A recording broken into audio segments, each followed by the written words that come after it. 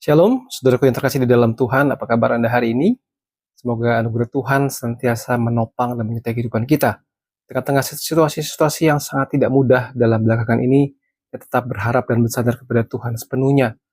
Saudaraku, di dalam kita berdoa, izinkan saya bertanya, siapa dari kita yang kalau berdoa itu seolah-olah seperti orang yang menyodorkan daftar permintaan, seperti daftar belanja begitu ya, disodorkan kepada istri atau kepada suami kita, untuk langsung dia mencarikan barang-barang yang kita mau, yang menyediakan semua.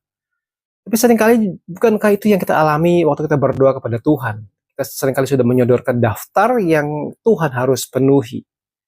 Kita juga tahu bahwa kita sering diajarkan waktu berdoa itu membedakan antara yang kita inginkan, yang kita mau dengan yang sungguh-sungguh kita butuh, kita perlukan. Bisakah kita sungguh-sungguh membedakan apa yang kita mau, kita butuh dengan yang kita sungguh-sungguh perlu, ya, mau dengan butuh dan atau perlu. Mudahkah kita berdoa, jadilah kehendak-Mu? Tidak mudah. Mari kita bersama-sama berdoa minta pimpinan Tuhan di dalam renungan pada saat ini. Pada dalam surga kami mengucap syukur karena di tengah-tengah segala situasi yang kami alami, kami tetap punya Allah yang setia menopang hidup kami.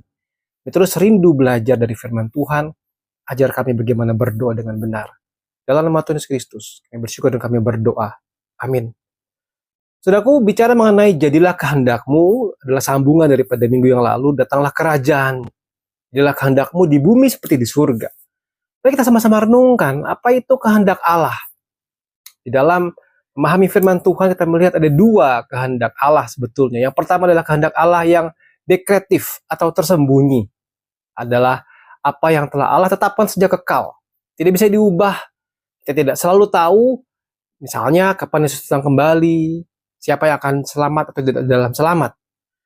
Yang kedua adalah kehendak Allah yang perseptif, yang dinyatakan. Perintah Allah yang jelas di dalam Alkitab harus ditaati.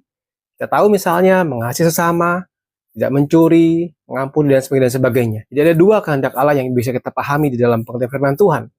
Prinsipnya adalah begini. Waktu kita berdoa, jadilah kehendak-Mu, kita tidak sedang meminta Allah memberitahu kita rencana tersembunyinya. Misalnya seperti begini, Tuhan apakah aku harus pindah rumah dan sebagainya, gitu ya. Kita sedang berdoa agar kita taat pada kehendaknya yang sudah dinyatakan di dalam firman dan pasrah pada kehendaknya yang tersembunyi ketika kita tidak mengerti.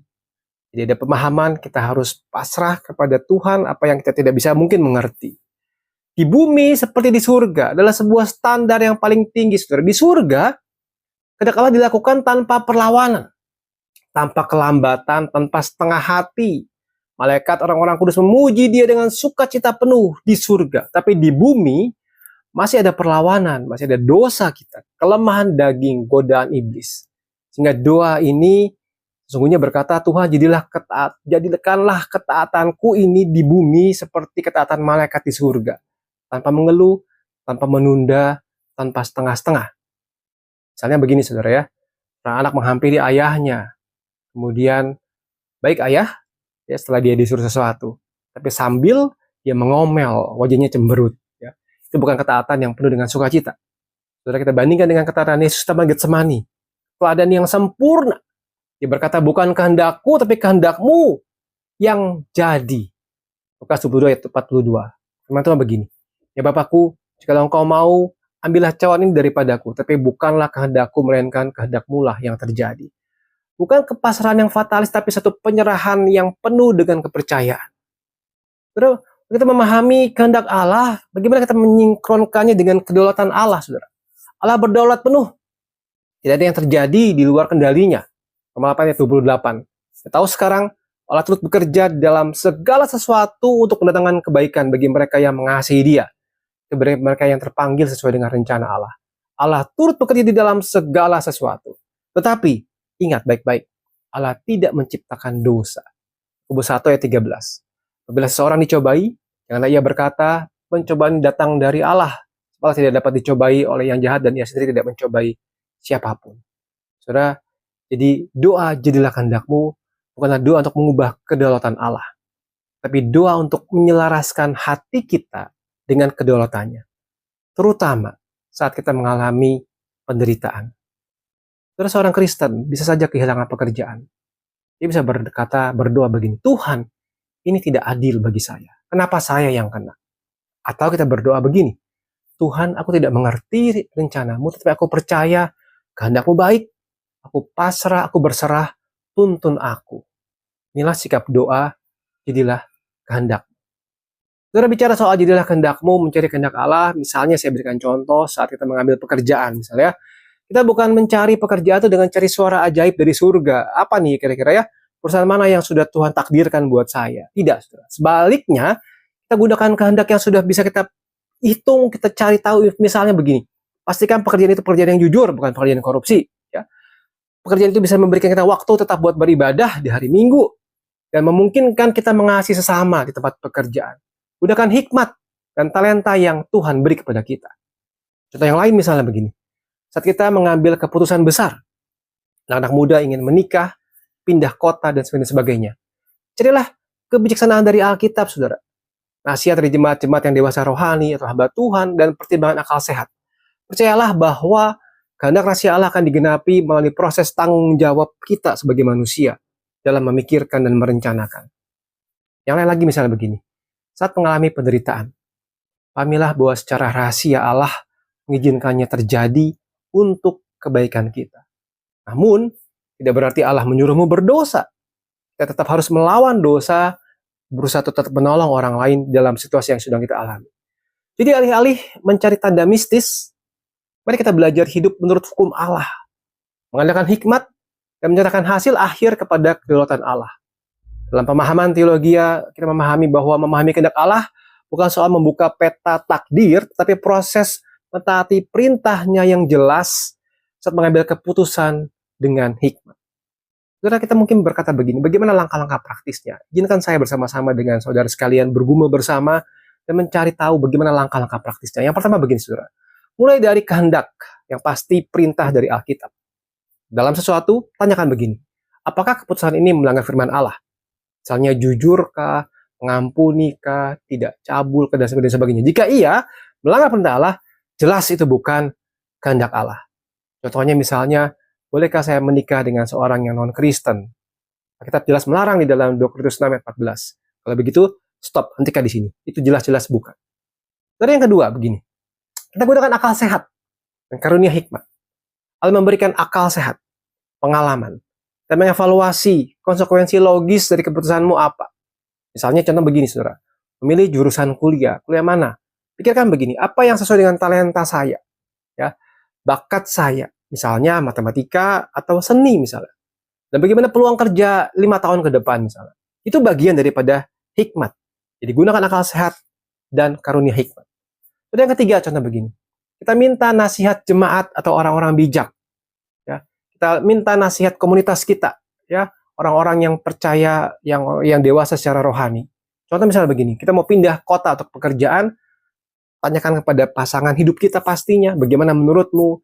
Tanyakan kepada pendeta kita, hamba Tuhan yang kita hormati, atau rekan seiman yang dewasa rohani. Minta nasihat atau pandangan dari mereka. Saudara percayalah, sometimes, kadang-kadang, mereka bisa melihat dari point of view yang berbeda, mereka ada di luar, mereka bisa melihat yang berbeda, mereka bisa memberikan nasihat-nasihat yang lebih bijak, daripada kalau kita sendiri yang memutuskan sendiri. Mereka 4 langkahnya begini. Perhatikan providensi Allah, proses pemeliharaan daripada Allah. Lihat pintu yang terbuka secara wajar. Tapi jangan dijadikan satu-satunya petunjuk, saudara. Misalnya begini, dalam urusan segala sesuatu, semua dokumen lancar, kesehatan mendukung. Itu bisa jadi sebuah konfirmasi, tetapi bukan firasat gaib. Coba itu yang kita pakai. Oke? Yang kelima, kita berdoa dalam ketergantungan penuh kepada Allah. Doa orang percaya itu bukan memaksa Allah membuka rahasia, tetapi menyerahkan hasil akhir. Tuhan, I will do something. Aku akan melakukan kewajibanku taat perintahmu dengan penuh hikmat. Dan aku percaya kau yang mengatur hasilnya. Ya, tetap harus lakukan sesuatu. Lakukan sesuatu. Dan berdoa dengan kepenuhan, ketergantungan penuh kepada Tuhan. Dan yang keenam, kita jalankan itu dengan hati yang yakin dan damai sejahtera. Ya, sudah ada langkah 1 dan 5, kita melakukannya dengan tekun, dengan setia. Tidak melanggar firman, tidak dihukum oleh perasaan bersalah dan sebagainya. Ambil keputusan. Jangan takut salah. Melangkahlah. Bahkan jikalau kita salah melangkah pun, ada penyertaan Allah di situ. Kedaulatan Allah ada di situ dan sanggup bekerja melalui kesalahan kita. Nah, kesimpulannya begini, saudara. Jangan cari jari ilahi di awan, tunggu wangsit, mana, ada suara apa, suara gaibkah? Tidak, saudara. Tapi taat pada firman, pakai akal sehat, minta nasihat, lalu bertindak, serahkan hasilnya kepada Tuhan. Saudara, mari kita coba renungkan kehidupan kita saat ini. Bagaimana kehidupan kita saat kita mencari sungguh-sungguh kehendak Tuhan dalam hidup kita? Apa hubungan antara kerajaan Allah dan kehendak Allah? Kita berdoa, datanglah kerajaanmu, jadilah kehendakmu di bumi seperti di surga. Datanglah kerajaanmu itu sebuah doa yang Tuhan perluaslah pemerintahanmu di seluruh bumi. Jadilah kehendakmu berarti bawalah setiap hati ya Tuhan, termasuk hatiku, dalam penundukan penuh kepadamu sendiri ya Tuhan. Keduanya tidak bisa dipisahkan. Kerajaan Allah tidak akan datang tanpa kehendak Allah ditaati. Kehendak Allah tidak mungkin ditaati dengan sempurna tanpa kuasa kerajaannya yang bekerja dalam hidup kita. Sebagai sebuah ilustrasi begini, saudara. Kerajaan adalah wilayah di mana seorang raja memerintah. Kehendak adalah perintah sang raja. Tidak mungkin ada kerajaan tanpa kehendak raja yang ditaati. Tidak mungkin kehendak raja ditaati tanpa kerajaan di mana dia berkuasa. Ini meminta keduanya sekaligus. Masalahnya begini, saudara. Dalam kita berdoa, seringkali kita egosentris. Seringkali kita berpusat pada diri sendiri saja. Tuhan berkati rencanaku. Bukannya Tuhan tunjukkan rencana. Tuhan lindungi keluargaku. Bukan Tuhan jadikanlah keluarga kami alat kerajaan. Tuhan hancurkan musuhku. Bukannya Tuhan taklukkan hati musuhku kepadamu saja. Tuhan lakukan kehendakku. Bukannya Tuhan lakukan kehendakmu apapun resikonya bagiku. Saudara, apakah kita masih doa yang egosentris? Jika jujur, saudaraku, doa engkau dan saya selama ini lebih mirip yang mana? Apakah kita sering kali berdoa seperti direktur yang memberikan perintah kepada Tuhan? Atau doa seperti seorang anak yang menyerahkan diri sepenuhnya kepada Bapa yang baik? Terus sebagai penutup, saudara, ringkasan daripada semua renungan ini adalah begini. Karena kerajaanmu, jadilah kehendakmu. Mengajarkan kita 3 kebenaran penting. Yang pertama, kerajaan Allah sudah datang tapi belum sepenuhnya. Kita berdoa agar pemerintahan Allah meluas di bumi.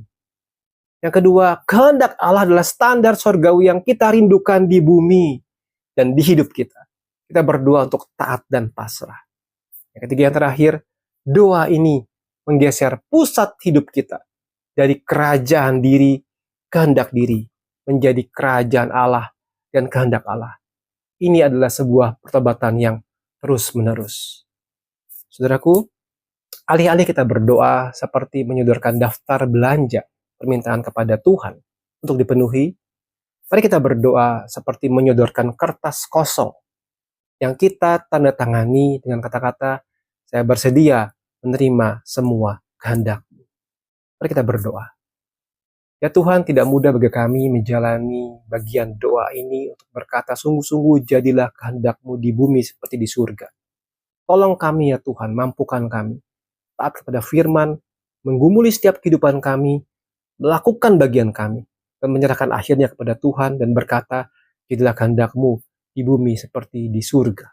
Berkatilah kehidupan kami masing-masingnya Tuhan, dalam nama Tuhan Yesus Kristus, kami bersyukur dan kami berdoa. Amin. Ya Tuhan menolong kita sekalian. Tuhan Yesus memberkati. Amin.